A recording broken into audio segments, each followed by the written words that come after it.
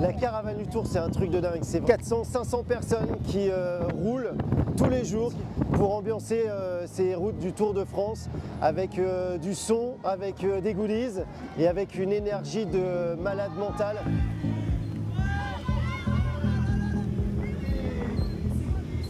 Il est 8 h du matin, les caravaniers se préparent. L'équipe Chris brave la pluie avec le sourire.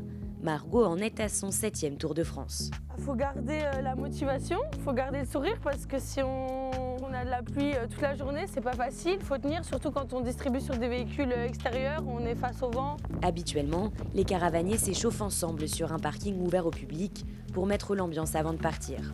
À cause de la pluie, ils se réfugient sur ce terrain de tennis. Animateur pour Chris depuis 10 ans, Hugues prend les choses en main. Et l'idée est toujours très simple, c'est de fédérer et faire en sorte que tout le monde parte en forme, chaud et pas fatigué sur toute l'étape. 10 h, la caravane s'élance 2 heures avant les coureurs. Le public est au rendez-vous, mais la sécurité renforcée avec la météo.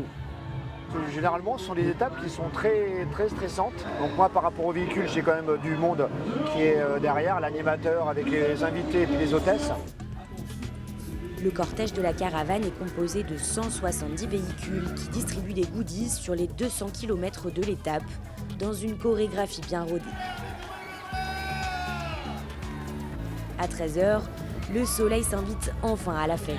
C'est soleil parce que c'est chez vous.